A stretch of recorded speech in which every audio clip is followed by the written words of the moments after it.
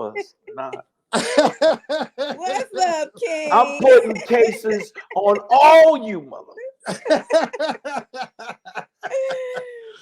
For my listeners out there, baby, I got the opportunity to sit down, man, with the funniest cats in the game. Yo, my man, you know what I'm saying? Special guest comedian. Yeah. Writer, he does all kinds of other shit. Know. Yo, my man. Yeah, let's go. Let's go. Who wants some? Yeah. Who wants some? Come get some. Come get some. What you want? Don't let the light skin fool you. I'm blessed with hands. You understand me? Let's go. Hold up, baby. Hold up, baby. Hold up. Look at it. I just want to say this, King. I miss you in Phoenix, man. You got to come back, man. You know what? Yeah, I'm definitely coming back. I'm booking some other stuff on the road. I just booked Tacoma and Atlanta, so I'm working on that now. Okay. Yeah. Okay.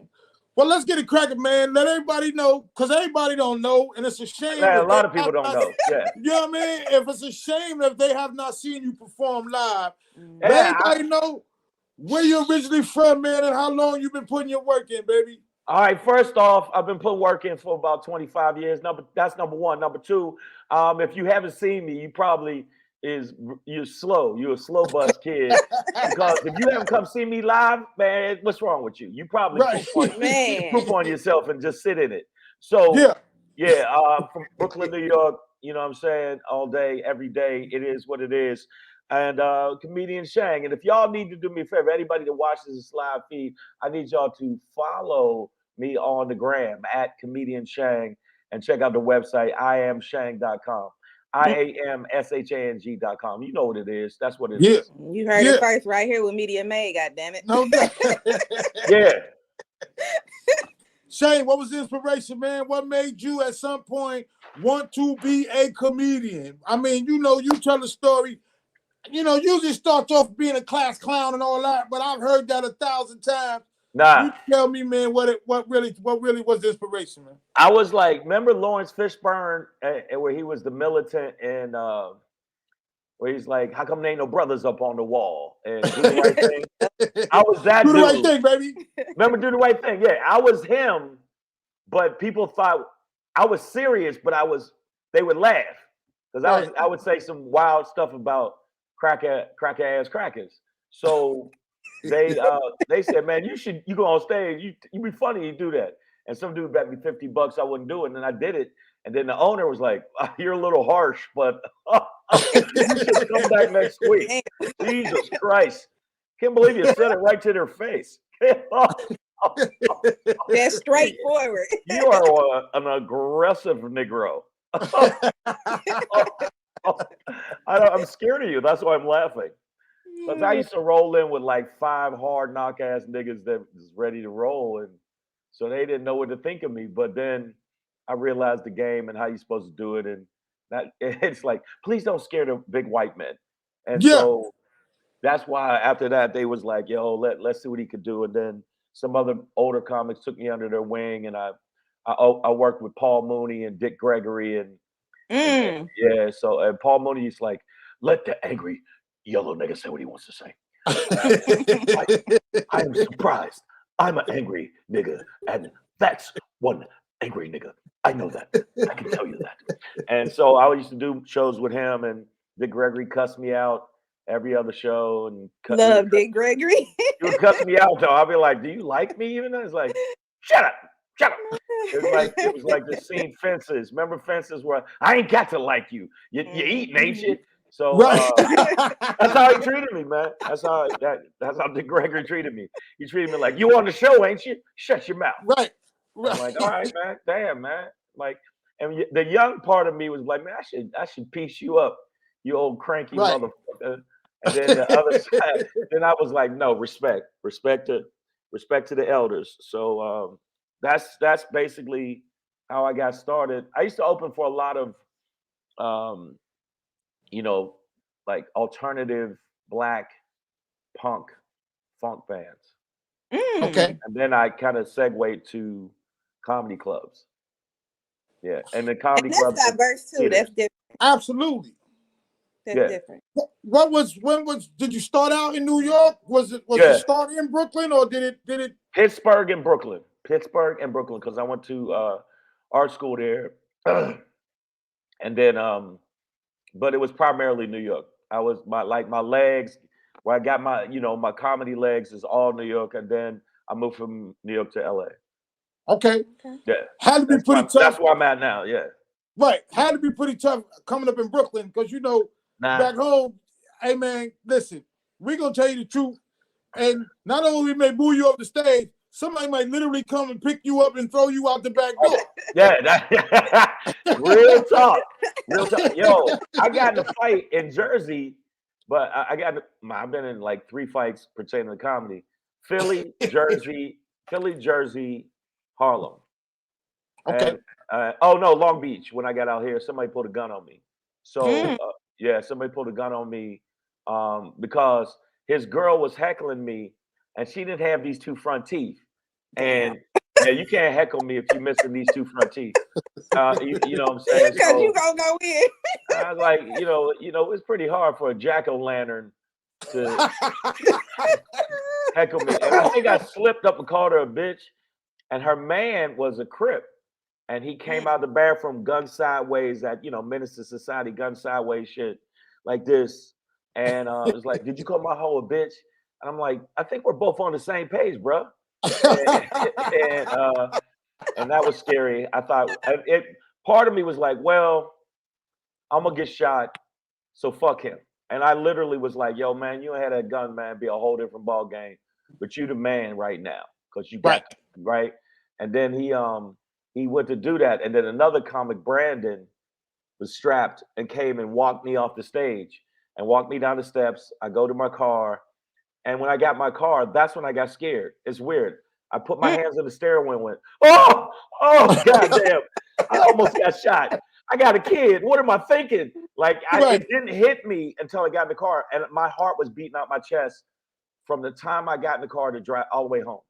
Because I thought, but for some reason, when he pulled the gun, I just was like, ain't nothing I can do, so might as well call him a bitch. He's an idiot anyway. These gangbanging idiots that were fighting over, pieces of land that they didn't own and over colors that really weren't, theirs. And so I thought they were all idiots. I thought gangbangers were idiots. I thought and in New York, the Latin Kings, they used to think, yo, what are you fighting for? What are you fighting for? Are you fighting for real shit or fake shit? And it was always fake shit to me. So that's why I thought, well, I'm going to get shot. And it'd be weird because I was actually prepping my set for Def Jam. So I was lucky. And then I flew back and did Def Jam in New York. Wow. I did Def Jam in New York. And I like how real you are because you use a lot of that real life stuff into your sets as well too. So I should do the thing about almost getting shot, but I can't figure out what was, because it was intense. And then in Jersey, somebody was like, I don't like light-skinned niggas. And then I was like, yo, man. And you know what? I don't like slave. Light skin is in.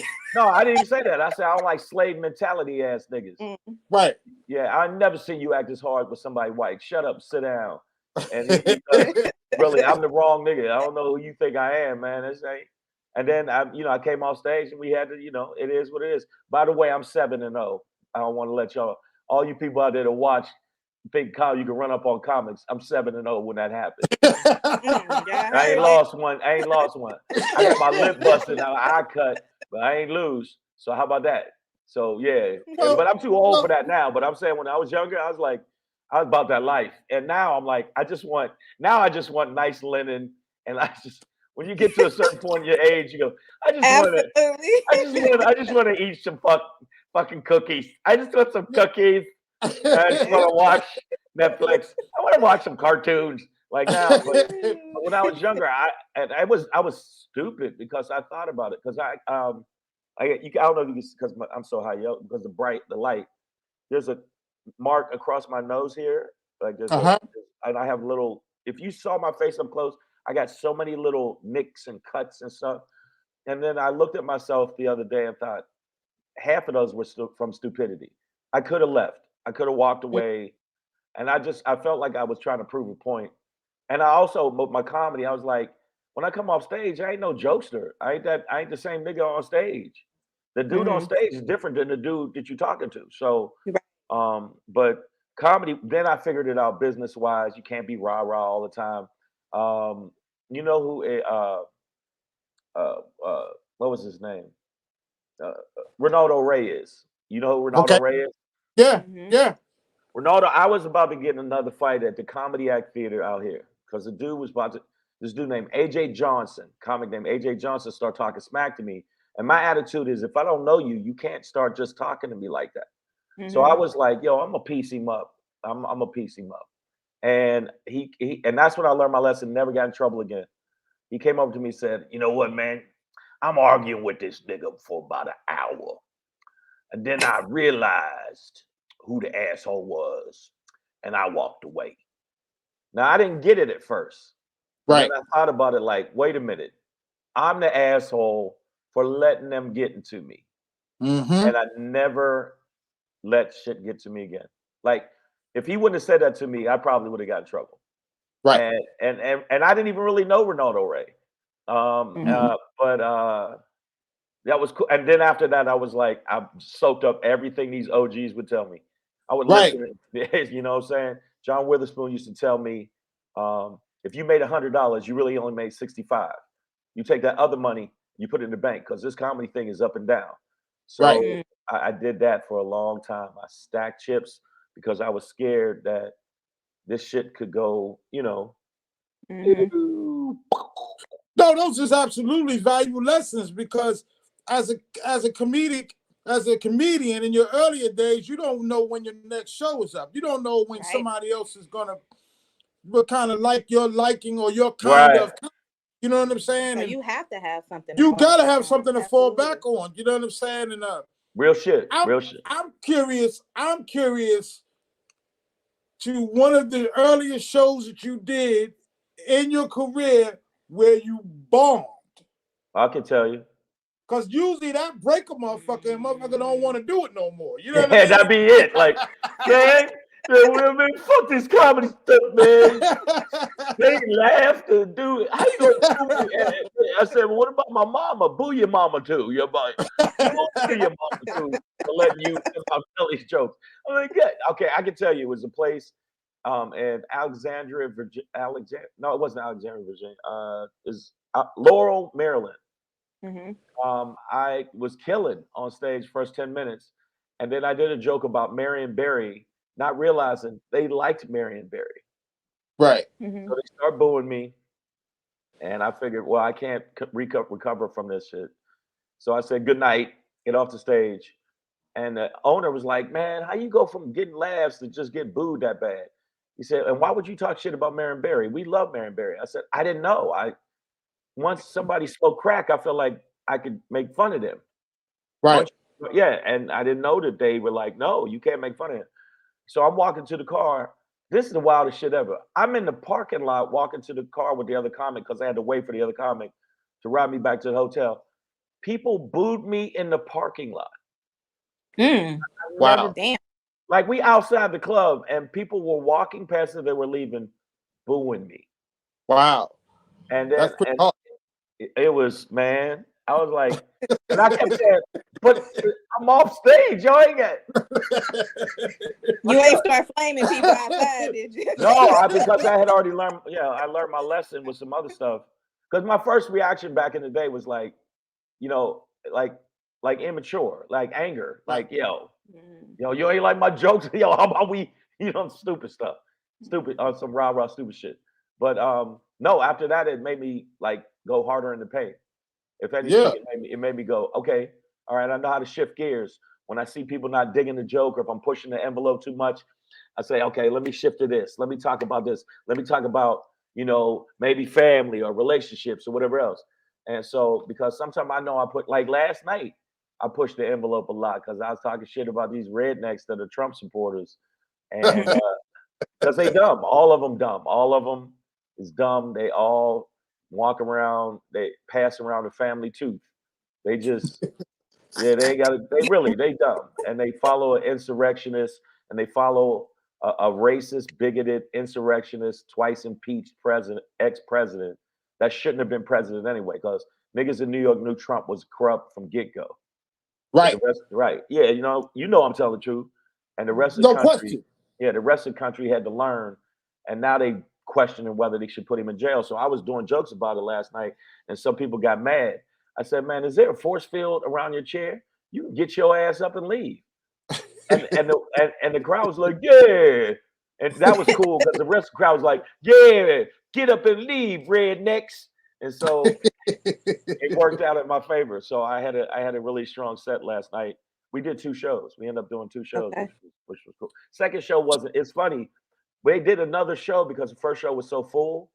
And Right. then the second show we had maybe 80 people. So it was like, but the first one, lovely. What's up? Yeah.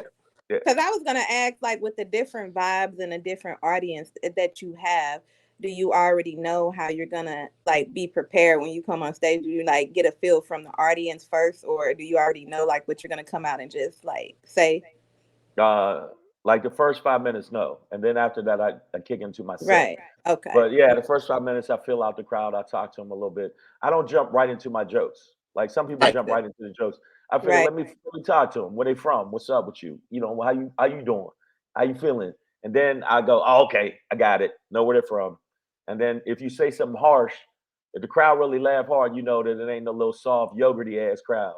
Because there's a lot of yogurty ass crowd, little yogurty ass, fruit at the bottom, yo play bitch ass crowds. You say a joke and they get all upset and like, oh my God, he's so mean and mean Albie Shore. That's what you are. You're a mean Albie Shore. Yeah, being that, because I'm a light skinned cat too. We always had to defend ourselves from being light skinned with the whole Albie Shore everything. You know what I mean? Yeah, but no, I don't get that much now. I think it's because my demeanor on stage. My demeanor don't come off that way no more. I think, and I really don't look like an R&B cat. I'm too thick. I'm too, I'm too tall and thick for them to think, yeah, that's an R&B cat. No, if I wasn't, if anything, that dude like cookies. That dude like cookies. And they right. I do like cookies. How was it the Def Jam years? Because when you was did your Def Jam thing, baby, you was coming up against some real kind of heavyweights. A lot of cats was coming up in the game about that time. How was that, man? How did you kind of separate yourself from some of the mediocrity of the regular comic to being the comic that you are and standing above everyone else? I don't think I did. I think the cockroach jokes and I ain't scared of you motherfucker jokes. Because I was talking about the black economy and black people coming up, and I still was getting a lot of laughs because I definitely know how to flip it, make it funny. Right. But it was more like they'd be like, "Oh, that's a militant nigga," and so I didn't get the same opportunities. But I killed on Def Jam. That's all I could do. All you could do, like I had motherfuckers popping out the seat like Jiffy Pop. So and still, I did. I really. And I knew that last joke would get them popping, like, right. Pop, pop, pop, pop. But I didn't resonate. For some reason, I didn't resonate like these other cats, like the Chris, they before me though, the Chris Tuckers, the Bernie Macs, who are, top notch cats. But even though I had just as strong a set as anybody else, something about me didn't resonate. And I know what it was. I had too much pushback. I know that in meetings, I was like, nah, man, I want my percentages. And they didn't like people who complained. And I complained. I was like, yo, you're not going to treat me like there ain't going to be no Little Richard situation where I make a bunch of hits for you and I'm broke. Right. So, and sometimes, one of my ex-managers was like, don't press the issue, just take the money. And I'm like, why would I take, $10 when I know that I just made them $1,000? Right. So, and that was another mistake I made career-wise where because I'm blessed now. I'm doing good. I can't act like I'm not, but yeah, no question. Absolutely. Yeah, as I hear you talking, I can also attribute to a lot of that attitude being from where you're from. You know what I'm saying? Like you kind of came up a certain way, and it's just some shit you're just not going to accept. You know what I mean? At least when you don't know. Yeah, right. That's a very good point. I think that now I get it. I know some people you got to talk in warm, fuzzy jazz tones because they feelings is little yogurty ass Drake niggas. Not that Drake is soft, but some of the songs are a little soft. You got to understand, I came from the DMX era. I came Yes. from the Right. Oh, I came from the grimy era. You know what I'm saying, the underground type grimy dude. So, but I just felt like pay me. Like, I'll give you an example. I was in a meeting with 20th Century Fox, and I was suited up, and I never wear suits. I hate suits, but I was suited up, and I was a clean cut. You know what I'm saying, let me represent, get this money. And the dude, I don't know if it's race or whatever, he said, "Well, look at you. You wouldn't know anything about that part of the contract." Not realizing I stayed up till 3 a.m. reading the contract over and over again so I would know it cold. So when he said that, something triggered me. And I was like, "You mean paragraph 7, article 5, you use my likeness in any way, shape, or form. You must consult with me and talk about the percentages of money that I would receive of my image." And the dude didn't like that. He didn't like the fact I said that. So I said, "Yo, I tell you what, we're gonna take your offer and we're gonna fax it right down." Because at the time, faxes. And he said, "We're gonna fax it right down to Paramount, see what they got to say about it." I need you to touch base a little bit more on that about the contract stuff, because I know a lot of people sign contracts and they don't even look at the Right. disclaimers and different things like that. I know how important it is because you just said it, how important it is to you. But for someone out there that just like they're just signing without even looking at the contracts, what would you say to them? Well, believe in your worth and your value. Stop, you know what I'm saying? And get somebody. If you don't know how to analyze the shit, get a dude that know how to do that shit. Get a dude that know Right. how to do that shit and sit with him and go through it beat by beat, paragraph by paragraph, so you know exactly what you're getting yourself into. Because um my first album, I should have made way more money. I should have Mm-hmm. waited, but I was like, "Yo, it's my first album, I'm like excited." But that second album, you gotta give me the bag because I know how many Mhm. sales I did. And even for a Right. comedy album, they were surprised because I was a grinder. I'll give you an example. When I did Def Jam, I invited 116 people. I walked around the streets. This is back in the day. You remember Kinko's? Yeah. Mhm. Yeah. I made my own flyers because I was so excited to be doing Def Jam and was walking around all around New York going, "Hey, I'm gonna be taping Def Jam. You want to come?" Because they gave us free passes because they said, Mm. "Hey, you can invite your friends." So I walked around handing out flyers for hours and hours, and then 106 of them showed up. So when I walked out on stage, I got a big applause, and people were like, "Why does he have getting a big applause?" But they didn't realize I had already met them in the street, Mm. handing them flyers and joking with them and saying, "You got to come see me. This is my first time." I was excited. So I'm a hustler. I'm like, "Yo, I'm gonna make sure that they like." Even Mhm. now, last night after the show, I waited for people as they were walking out, shook their hand, make sure they follow me on social media, make sure they do that because people appreciate that. So the next time they see me, they'll be like, "Yo, that nigga cool. I met him. Yeah. He ain't on that like, yo, don't touch me, motherfucker. Like I ain't Right. fuck out of here. Yeah, None of that. you're not that prima donna. You know what I mean? You don't got that prima donna attitude. You know what I Nah. mean? Because like I said, I've had the opportunity to be around you Yeah. and actually see different stuff. So what I can already tell everybody, yo, sometimes it ain't what you think it is. You know what I'm saying? Sometimes Right. some people are a whole lot cooler and liver than what you really believe who they are. You know what I mean? So Right. Now some people ain't. I'm gonna keep it real. right. I mean, I'm gonna say this, and this sounds crazy. I saved Steve Harvey's life, dude, because Mm. I was with two muggers. I'm talking about these two dudes is muggers. They is Right. not. They like that. They like washing blood off their clothes. Like they really crazy. I had to distance myself from them after a while because I'm like, they're too crazy. I'm like, Right. I just want to eat a fruit cup in peace, bro. And, you know what I'm saying? I would never admit that when I was younger, but I'm like now, like I just want to eat a fruit cup, dude. And Right. Steve Harvey, some dude walked up to Steve Harvey with his wife. I'm waiting to go on, and Steve Harvey turned his back on the dude. The dude said, "Hey man, me and my wife love you. Can we get a picture?" Instead of saying no, can't take a picture now, he turned his back on him, but never walked away. So dude walks around to his face again and goes, "Hey man, no disrespect. I know you're busy. We are big fans. Can we get a photo? We love your work." He does it again. turns his back on dude. That's when dude goes, yo, you ain't gonna disrespect me and my wife, right?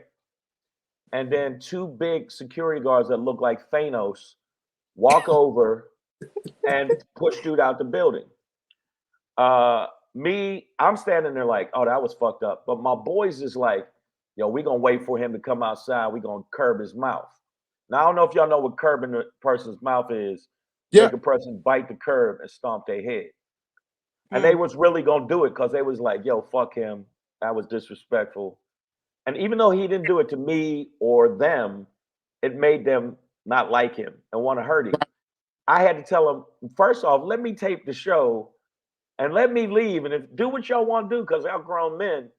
But I don't think that's gonna work for you. Y'all gonna end up in prison for the rest of your life. I talked them down because I'm telling you, they was gonna do it. They flat out was gonna do it. So that's why I know that sounds like a crazy story. Like you say, well, people don't really realize sometimes of the peril that they put themselves in sometimes. And there's people like me and you around that kind of recognize different shit and be able to like kind of squash it before it gets to another level. Yeah. You know what I mean? Yeah. And then the crazy thing, Shang B, they'll see us at a later date and say something crazy to us or do something that is not cool, you know what I mean? And they don't even know that we done saved them a time or two, you know what I mean? So close. It was so close. And never said anything about it. Never, because I was like, I don't know him. I didn't know him. Right. I don't know him. So I wouldn't know him to walk up and, man, you lucky. I just let me just do this shit. Let me step in line. I was a little, I learned how to not be so rah-rah. I learned how to be let me tone down the rhetoric. And so that's another reason I said I'm trying to be in a better space. I don't want to be in no confined area where a bunch of niggas in weights for a long duration. So I just said, I ain't doing it. But my boy, like, luckily they still out. They out. I think the one Ben got, he's cool now at Odd Job because we called him Odd Job because the dude was he was doing odd job on people. Like, you know what I'm saying? Fuck you going. Like he really was. The nigga would do shit like he would come up on to you, pour lighter fluid on you, and throw M80s at you. Remember the M80? He would throw M80s at you. Like, yeah, he was that type of like what. And then later on, as I got older, I started thinking something's wrong with him. He's a psychopath, and that's why I kept him. We still cool, but I go, hey man, hey, you too gotta old put for some that. distance. You gotta put some distance between me I and was you, like, man. I tell him, how's your fam? How you doing? Always cool with him. But I go, I don't want you throwing lighter fluid on me. And then, is that the craziest shit? Like, what makes you at home go, yeah, what am I do today? Yeah, I'm gonna go buy some lighter fluid. Then I'm gonna take the lighter fluid and get some M80s. And I'm gonna throw it at a nigga. And I was like, what? Did you plan this? Did you write notes down for this shit? Like, what? Yeah, man, that's my day to day. Then I'm gonna go get me something to eat. Because I like spaghetti. Like, and then after a while, I was like listening to the conversations from a distance, going, what the fuck is wrong with my friends? And then I realized I don't think I won't be in that mix no more. You know what I'm saying? Yeah, man. And you also got to think about what's wrong with you, because it takes a certain type of person to have those type of friends. I did think that too. I thought about how rah-rah I was, how I was always like at after hour joint, I used to like when shit popped off and I would stay there instead of leave. Yeah. Now the party got good. Yeah. They about to shoot. Yeah. And as you get older, you go, I don't want no bullet holes. I want no, yeah. So I mean, I'm so like right now, my attitude, I still contract wise, I'm trying to be a beast. But right now, man, you call my mama a bitch, I'll be like, man, whatever, man. Yeah, no question. Like, yeah. Let's get to the filming part of your career, man. You know what I'm saying? Like, tell us about some of the parts that you've had, what it took to get some of those parts, and how you would like to kind of move forward in the film industry if that's something that you're choosing to do. Yeah, I'm starting to get back into it. I stopped for a while because I got so disenchanted with the bullshit this one casting lady said, and it made me just turn me off. Like, she wouldn't let me read for a part. This happened to me twice. She didn't Mm. want to let me read for a part because I look like her ex-man. Oh Wow. wow. So they be So I doing missed that. out on this part. Yeah. Yeah. And she said, Wow. I can't look at you because, and I drove all the way out there to read for the part. They called me for the part. And then when she saw me, she was like, you look like my ex. You look so much like my ex. I'm like, okay, but I'm not. So what part of the script you want me to start reading? She goes, it's just too difficult for me to look at you. I can't have you read. And I went, so I'm Mhm. missing out on this shit because I look like your ex. Right. And she wouldn't let me read. And I was like, wow. I drove 45 minutes. Okay. And instead, now the younger me to be like, let me say something to you, bitch. That's why he that's why he used to beat you. Right. Because you're illogical and irrational. That's why he used to choke you over the sink. And like, but I didn't. I just went, okay, well, if it's too emotional for you, I get it. I bounce out. And driving home, it made me go, this is so random. This is so much bullshit. And then I got bumped for a part that was written for me, or Wow. they Mm. wrote it because of me. And in the breakdown of casting, it said, we're looking for a Shang type.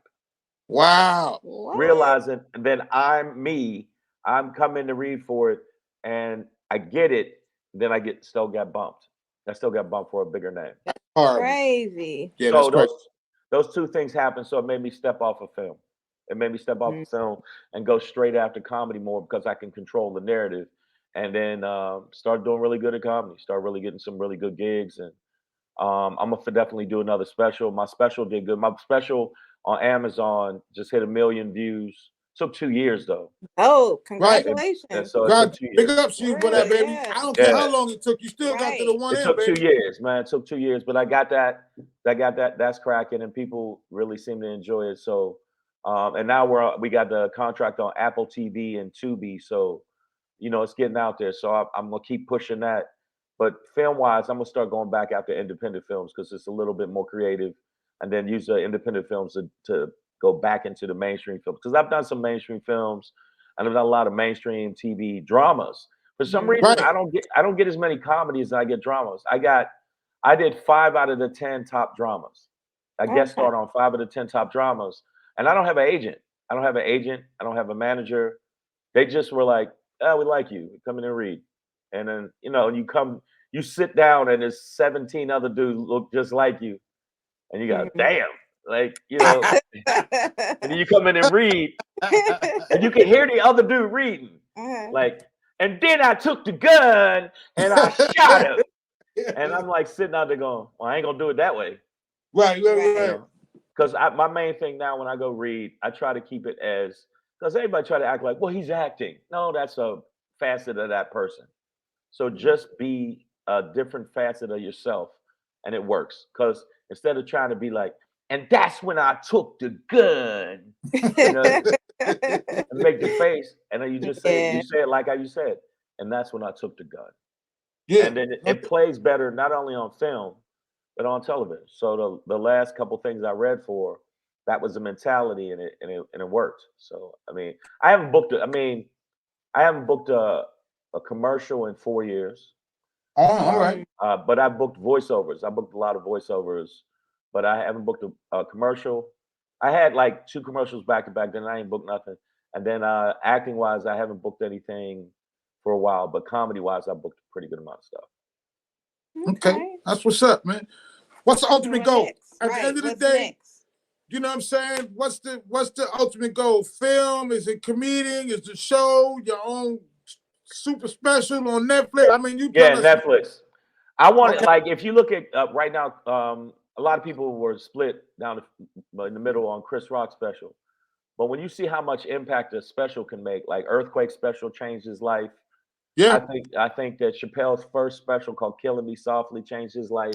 And I know these dudes, so I know how I can see how it did change their life. So I want to do a special which will give me more leverage when I do go after film. And so my last special luckily did well. And I'm gonna tell you right now, when I say that I was broke after that, because I invested money. Mm-hmm. Um, and I thought if this don't work, all that money gone. You know what I'm Yeah. saying? And so luckily it worked out. You know, luckily, because I mean, and my ex left me. The girl I was with left me because she's like, "You're spending all this time on that and all the money. We could be going on vacations, and you taking this money and making a goddamn comedy special." And I was like, "Yeah." She bounced. So it was a lot of shit going on. Yeah. But now I look back, and her mama called me and said, "I saw your special. You did really good." I said, "Yeah. Won't you tell your little bitch ass daughter that shit?" Yeah. In fact, I'm gonna text you over a photo of the check I just got. Okay, that's being petty, but Yeah.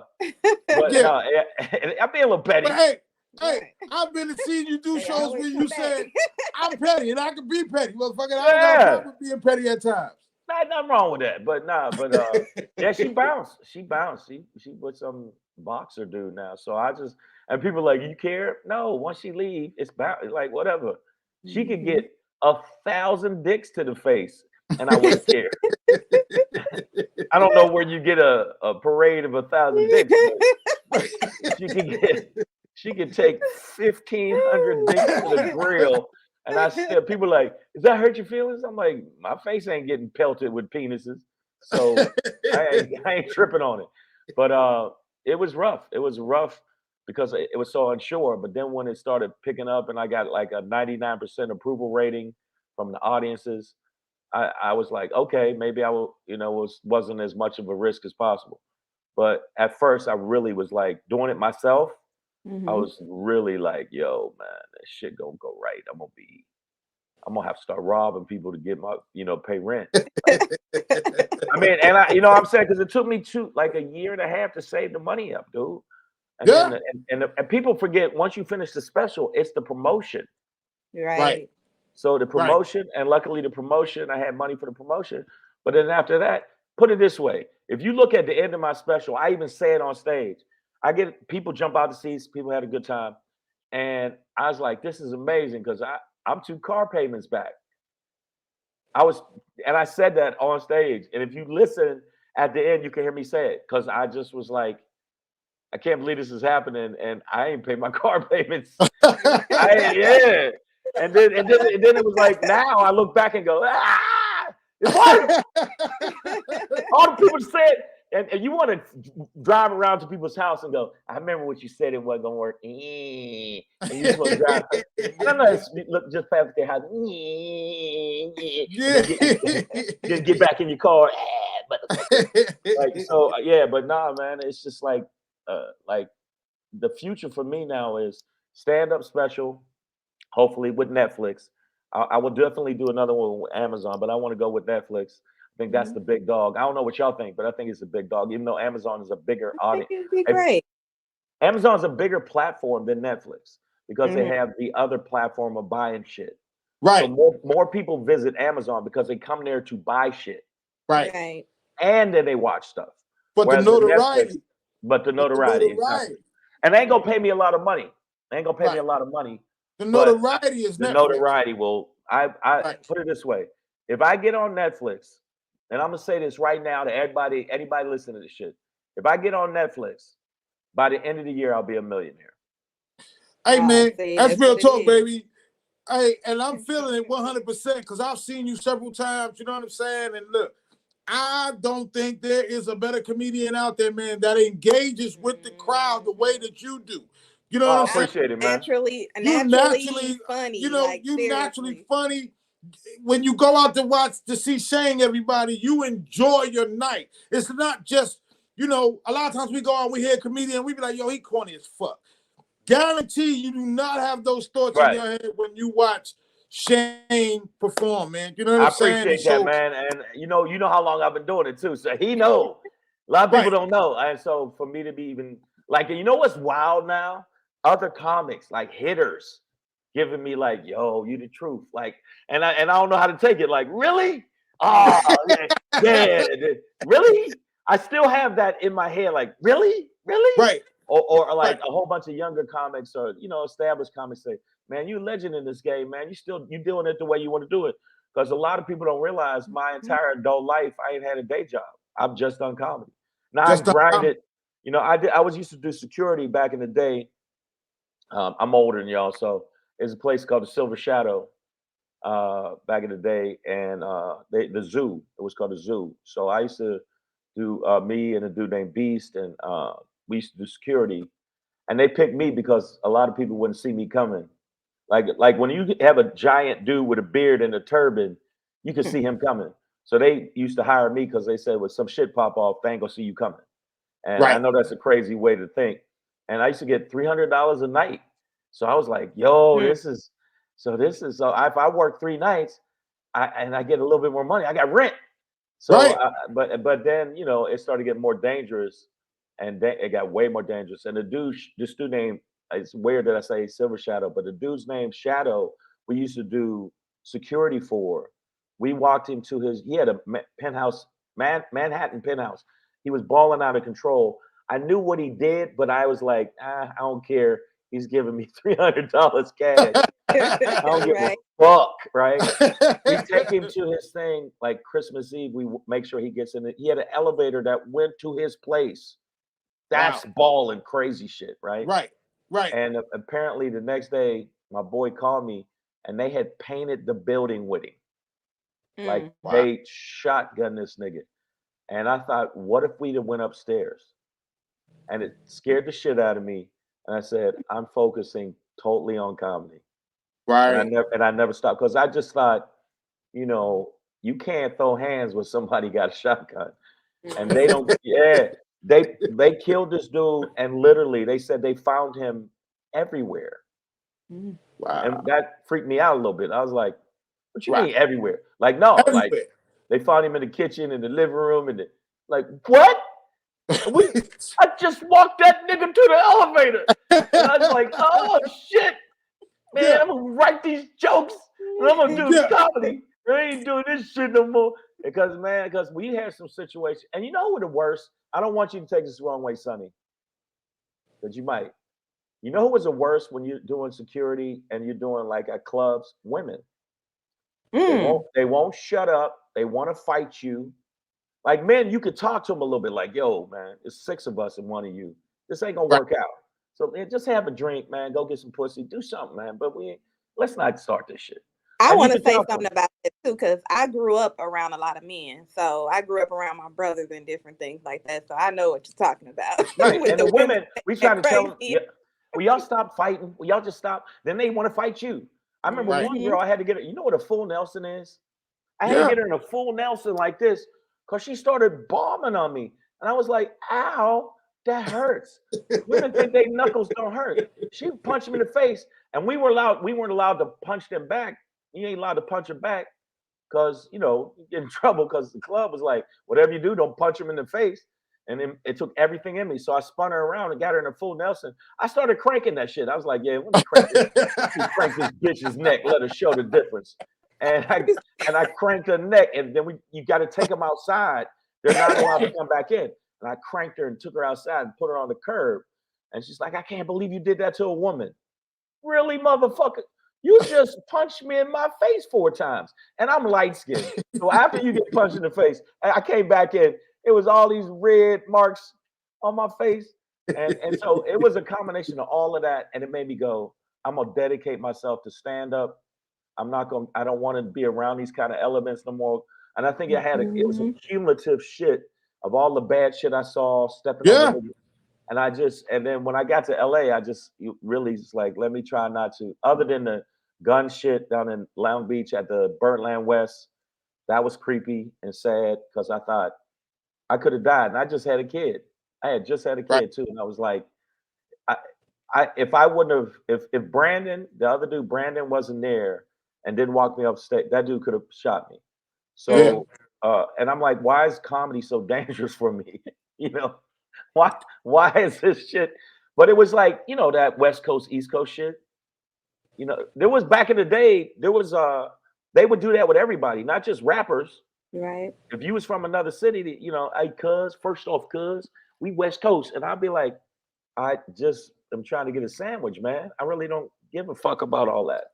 Right. Yeah. Yeah. No, and I can absolutely attest. I can absolutely speak to that also because there was a time when I was on the West Coast when the whole East Coast West Coast thing was going on, and we kind of came up against some problems too, because we was like, man, you know, where I'm from, I don't really understand that shit. You know what I'm saying? It don't make Like, sense to me. Yeah, it don't yeah. make sense to me where we from. You know, the whole red and blue and whatever. So it's just me and my team against everybody. How about Yeah. that? You know what I'm Yeah, saying? it's like, yeah. So, and luckily I met some comics that was cool. I know DL Hughley is mad chill. I don't know if y'all like ever check him, but he mad chill. Always, Yeah, always. like there was a couple cats I ended up, meeting that was established, and they was always real cool with me. And they like, yo, this dude's about that comedy life, and they could see I changed because some people met me on the East Coast, then they saw me being a lot more calm, not trying to, be in the middle of shit. And I think that now, and then I started being a little bit more conscious Yeah, with our people, and Yeah. I think that helped me too, being around some brothers that were trying to build us up and not tear us down. So that helped me, and because I knew I was a little racist, and I still am a little racist from the standpoint of I want us to win, yeah, because white people have been winning long enough. They've been winning, like they win when they should win. You know what I'm saying? absolutely. So when I see a black boxer and a white boxer, and the black boxer's beating his ass, I get a little, my nipple get hard. I get a little like, yeah, yeah, that's for Emmett Till, bitch. Like I get like some in me be like, yeah, that's for Yeah, Tamir Rice, motherfucker. Look at your eyeball hanging out. You no, deserve that's that right. shit. So I mean, yeah, but I mean, I can't believe I said that on here. Somebody gonna see this and go, Shane's still kind of crazy. I think he's. Did and he to just say that? and to piggyback off what you said too with the women queens, we gotta support our kings more and be more nicer to them. Like y'all can't be getting It's no rough out attitude here. kings for Yeah, real. I've been single for a while, and as I just said, I mean, I was in a long relationship. I was with this woman for 7 years, and then she decided to dip out because she thought whatever she thought, and it wasn't like I cheated on her, beat her. She just got tired of the lifestyle of me being busy and gone, and I get in at 2 in the morning. You know what I mean? Get in 2 in the morning because that's when the shows were over, and some people can deal with that, and some people Right. can't. Yeah. So after a while, she's like, I'd rather have a dude to drive the bus because and even though It I ain't said, built but right. And it's not built for everyone. Right. that's the great way to put it because Yeah. I didn't know how to put it to her because I was more I started feeling a little bit spiteful because I was like, yo, you don't have no receipts. You know why? Because you don't pay no bills. Yeah. You don't pay no bills, but you don't want me to go tell these jokes. Yeah. Fuck out of It's just here. not built So for everybody. yeah, Just, so you know. yeah, but I think women do like I've been single. I mean, I just started like getting back into the mix a little bit. And when you tell somebody you're a comic, they don't know how to take it. Like, are you gonna joke all the time? No. No. It's about having that acceptance, and that balance. I mean, and Not, Right, trying not to, Sonny. what I'm saying, for real, for real. not only that, it's my occupation. That's what I Yeah. do. You know what I'm saying? Yeah. Tell them. And some people can't separate that. Like I am who I am here, but my Mhm. occupation is I'm a I'm a comedian. Right, right. And some people don't know how to like they don't get the separation. So Right. the last two women I talked to off these little dating apps, the one thought I was on there to get material. So she played me to the left, like, are you just on here to get jokes? I'm like, no, I'm actually trying to meet somebody. Right. And then the other one thought I was a little too what she say, I was a little too rough around the edges. Uh, she said you're a little too and you cuss and you this and I was like, And all right, you are who you I are. mean, That's the like, problem. how comfortable is that? Because, like, even with them dating apps, how do you know if nobody's catfishing you? And do you video chat them when they first? I don't. I mean, I ain't met them. I talked to them on the phone. It might be a dude, Right. and be like, "Hello, I'm Stephanie." Like, Oh, nigga, oh, really? You Stephanie? Hey man. Wow. Hey, it was pain. It was beautiful. Hey, Shang, it was beautiful you came out with us, man. We up against the time, baby. No, But I before understand, man. before we go, I need you to shout out and plug everything and everybody, man, that's helped you get to the place where you are today. and then continue on with all your social media sites where everybody can follow you and also support by buying some of your material. All right, now check it out. Y'all gotta listen up good. First off, let me let y'all know I appreciate the people that's riding with me. Even when I had some dark times and I was doing some dumb shit. You know what I'm saying? A little forced vacations from the government and shit like that. And I appreciate y'all still hanging in there with me. I appreciate y'all. Now y'all need to check my website out. My website, in fact, I'm updating it today. IamShang.com. IamShang.com. Sign up on the website, and I'll let you know when I'm coming to your city. I've been blessed. Things are going good. About to do Vegas. I got seven shows in Vegas, which is a blessing. I mean, Yeah.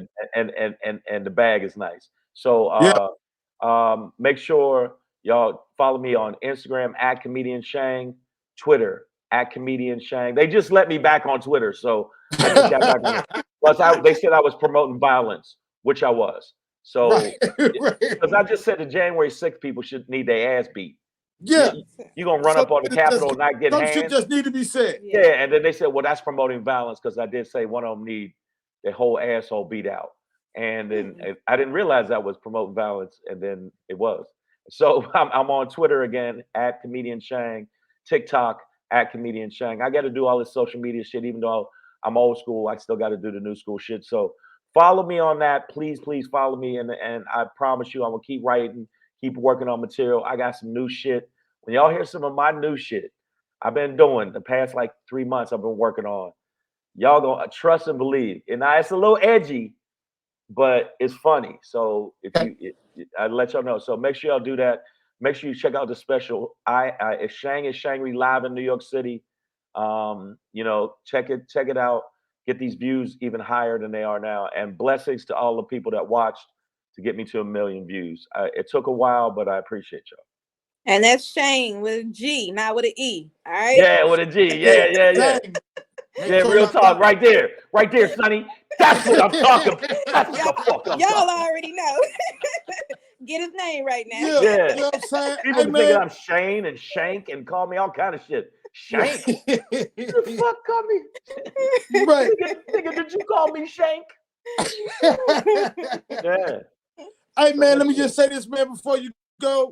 May you be blessed in all the things that you do, in all the days you do it, and may you prosper in each and everything that you do, every day that you do it, my brother. You heard? Yo, let me tell you something, man. I have gratitude, have blessings, because a lot of times, I didn't realize how much gratitude. I hope that I'm putting all positivity and positive energy to both of y'all.